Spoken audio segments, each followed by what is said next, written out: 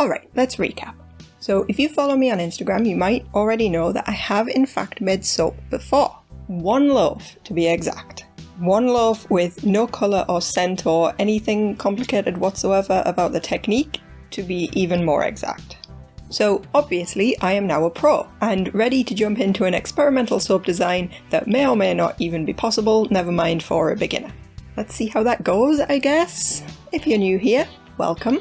My name is Michelle, and on this channel I share my love of all things crafty and maker. I believe that making things is awesome, and if you do too, you should hang around. Okay, let's get into it. One thing that you learn pretty quickly when you first dive into the world of soap making videos on YouTube is that adding fragrance oils to your soap can result in some real complications. Different oils react differently with soap batter, and without testing you won't know whether the oil that you're about to use will cause your batter to harden up almost immediately or turn into a gross rice texture, so it's a little bit scary. On the other hand though, nice smelling things do smell nice. I wanted to start off with something simple, a single scent, and work my way up from there. But there was a complication. You see, my favourite smell in the whole world is vanilla. If you don't know, vanilla fragrance oils come with their own particular quirk, which is that they turn soap brown. So you can create a beautifully designed soap, only to find in the coming weeks that the vibrant, beautiful colours that you chose have now gone various muddy shades of brown, which is probably not what you were aiming for. So, dilemma. Do I follow my heart and use vanilla anyway?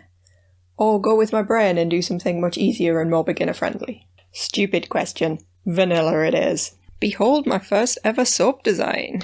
The idea is that adding vanilla fragrance to only part of the batter will let me create this two-tone pattern without actually using any other colouring method.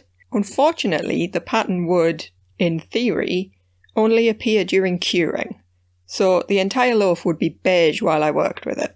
This sounds like a precarious plan. Maybe I should take a step back. So, all I need to do is figure out how to work with fragrance oils, how the maths changes when you're only adding it to half of the batter, how to get those nice straight lines on the bottom of the design, how to make a swirl effect, how to do all of the above with my limited number of jugs.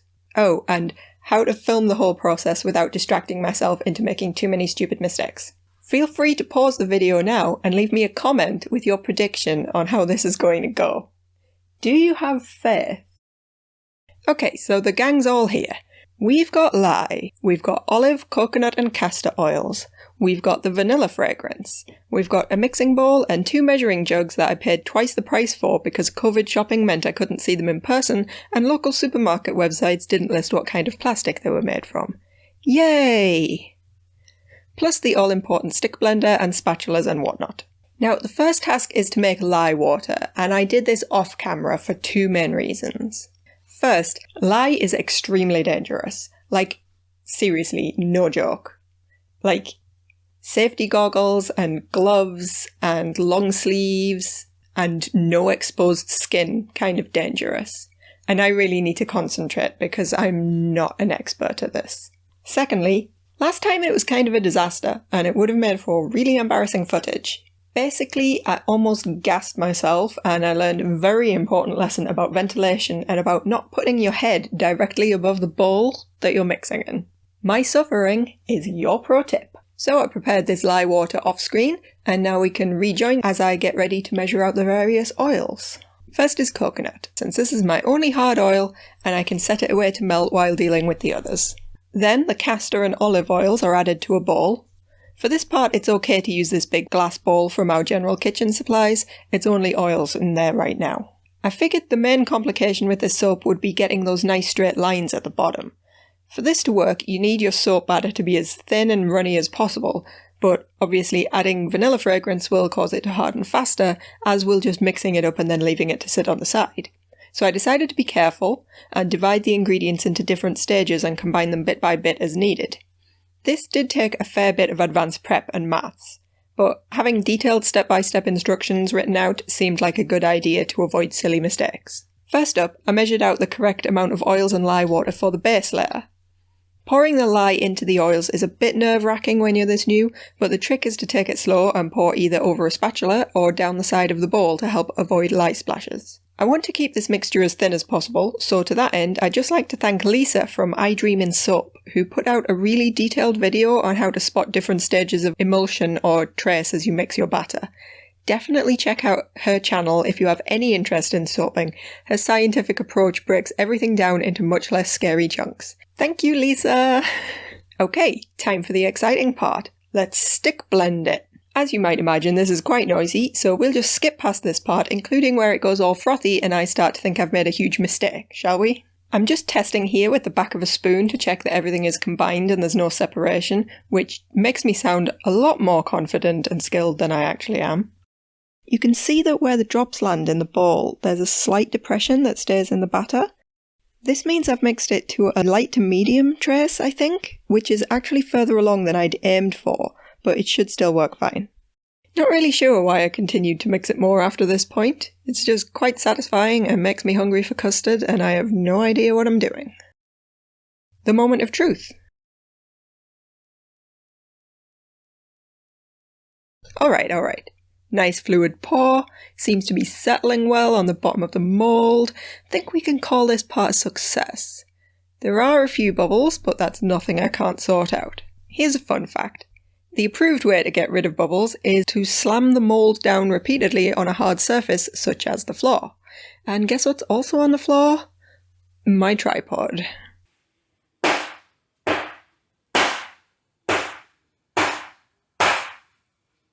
So there we have it, our first and by far simplest layer. I'd advise you to pause the video here and just take a moment to bask in this sense of achievement. Spoiler alert, it is not going to last for long. The next step is to repeat the mixing process for what will become our unscented portion of the top swirl. My theory goes that since I don't know how much acceleration to expect from the fragrance oil, I want to be able to just pour it in, mix the two colours and get it all into the mould as quickly as possibly possible. So preparing this plain batter ahead of time will help with that, and it doesn't need to be as thin as the base layer did, so sitting for a few minutes won't kill it. Again, in theory. My third and final portion of batter is for scenting with vanilla. This is currently the total amount of batter needed for those vanilla parts, since it would be difficult to mix just the small amount of batter needed for the next layer on its own. I will need to work fast now, and so much so that I apparently forgot to film the part where I actually split the batter and measured out the fragrance oil. But there you go. In this jug is the little bit of batter needed for the next layer, and I'll be aiming to keep it as thin as possible for a nice smooth pour like our first. So let's chuck in the fragrance and see what happens.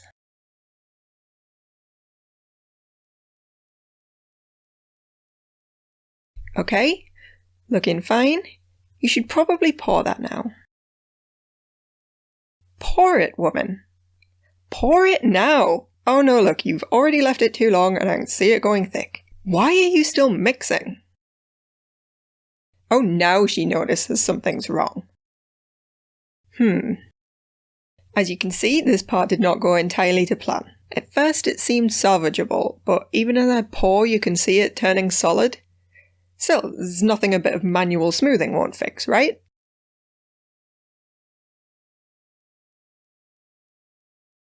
Wrong. This bit at the end has literally turned into a solid lump. Okay, you know what? Moving on. I've never done an in the pot swirl. I already know my fragrance oil is a disaster, but there's no point in giving up now. Armed with foreknowledge, in goes the vanilla. It's a very fine line between mixing enough to combine everything properly and turning it into a rock, but I think we can all agree this was a good effort. Now, at this point, blocking the camera was the last thing on my mind because I was definitely starting to panic. But basically, I'm just pouring this quickly solidifying mass into the bowl in a sort of circle. Usually, I think you just do one sweep around with a spatula to swirl the colours together, but I didn't think that would be enough to properly mix this monstrosity, so gave it a couple of goes round. It looks very appetising so far, as you can see.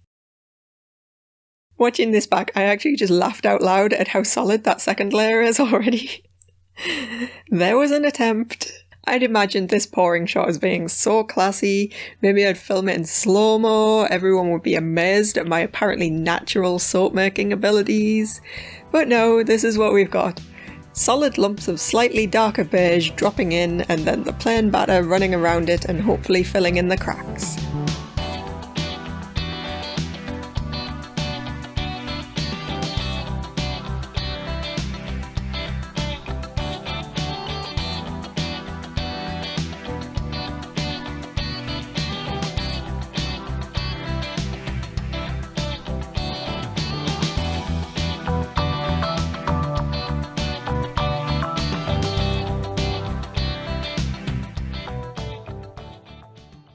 There's now raw soap batter all over the kitchen counter, and if my boyfriend watches this, I will be in serious trouble. Put something protective down before you pour is advice I will give my younger self the day they finally invent time travel. For some reason, I'm still under the impression this malformed soap can be saved, so here I'm attempting to redistribute some of the batter. When you're literally digging holes in it with a spoon, I think you know you've gone seriously off track. Alright. Here we are, all tidied up, and after taking a couple of minutes to compose myself. Time to decorate the top. Lol. It started off surprisingly well, but I soon started to hit those solid deposits of vanilla scented, which were far too hard to casually spoon shapes into. In an effort to recapture a bit of my initial vision, I even gave it a bit of a swirl with a toothpick. A little bit of optimism never hurt, right? So here's our final result for the day. Honestly, not as bad as I thought it might end up at one point. Like, it's soap. I took a lot of care over the measurements, so it'll be safe to use even if it is a bit ugly. And isn't that what it's all about when you get right down to it? Making usable soap. I guess we'll just have to check back tomorrow, see what's what. So before we check back in, why not drop this video a like? Apparently that's very important, and also it might make me feel a little bit better about myself after this complete disaster. Thank you! Alright, so here's the state of affairs. It's not quite been a full 24 hours, but we're going out to a friend's birthday party soon and we'll be out overnight, so I'll just have to cut it now. I always struggle to get the soap out of the mould, so we'll just breeze past that part. But here we go. Something's obviously happened in there. There is a definite difference in colour, but it looks to be mostly concentrated in the middle here, which makes sense since I think that's the place where the biggest soap lump fell in. So, let's get cutting.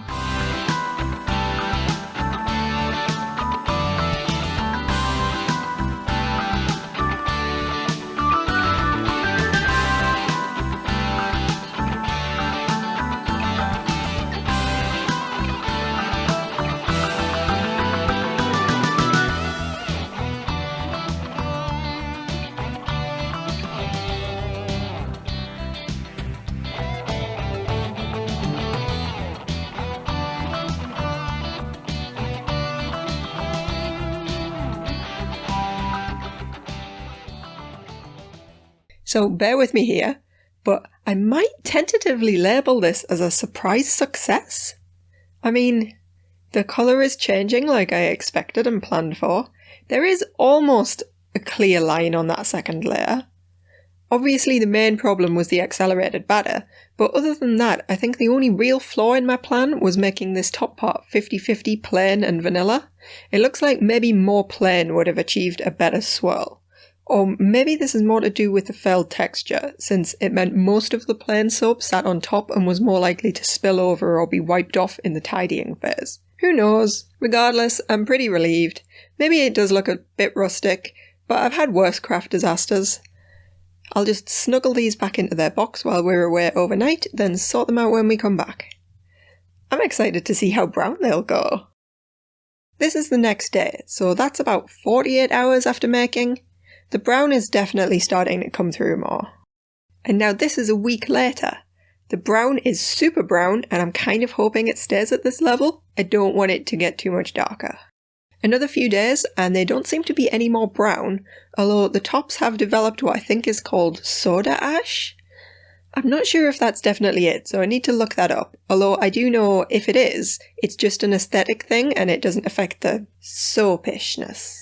The soap would actually be safe to use already, but it's still very soft, which is why a total of 4 to 6 weeks cure time tends to be recommended. My recipe is high in olive oil, which also creates fairly soft soap anyway, so the longer it can cure before gifting, the better.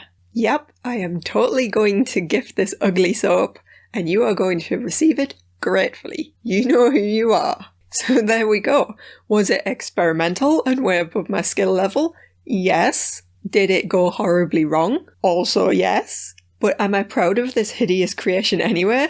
Absolutely. A couple of friends here and on Instagram have been asking me about making soap. And as you can see, I am definitely no expert, but I 100% recommend it if it's something you're even a little bit interested in. It is so interesting to watch the process. Just, maybe start with a simpler recipe than this, and do be sure to educate yourself on lye safety first. No joke. Soon you too could have more soap than you know what to do with, and a kitchen that smells like forbidden snacks. So how do you think I did? Did I scare you off? Or maybe you're a pro and you knew this design was doomed from the start, and honestly that would not surprise me at all. Any tips for next time would be very gratefully received. I'll let this sit for a few more weeks, and in the meantime start planning my next batch. This coming weekend is 24 hours of cross-stitch, so I'll be back next week with my video all about that experience. Until then, have a brilliant day, keep making cool stuff. Bye!